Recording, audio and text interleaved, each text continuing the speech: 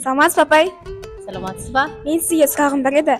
Қазақтың ұлттық аспабы домбыра атауы қайдан шыққан? Бізде енді аңыз бойынша 6-шы сыныптың оқулығында бар. Бір отбасындағы ағайынды екі жігіттің таласы туралы. Біреуі жалқау болады, біреуі жаңағы еңбекқор болады. Жалқаудың еңбекқор үнемі жұмыс жасайды да, жалқау тек сол домбыраны өзі тартып жата беретін болған дейді да.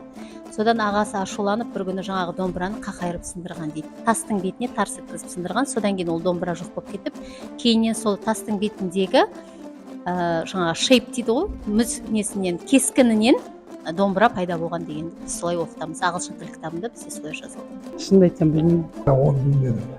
Домбыра атауы ежелгі заманнан келе жатқан шығар. Домбыра яғни ол қазақтың бұрыннан келе жатқан біздің ұлттық аспабымыз. Қай ғасырда, қай уақытта шыққандығы жөнінде толық мәлімет жоқ сияқты деп есептеймін енді. Домбыра атауы қайдан шықты деген сұрақты жалпы көпшілік біліп жүрсін деген мақсатпен қойдық. Сұрақтың жауабын сипаттамаға қалдырамыз. Біле жүріңіз, тарата жүріңіз.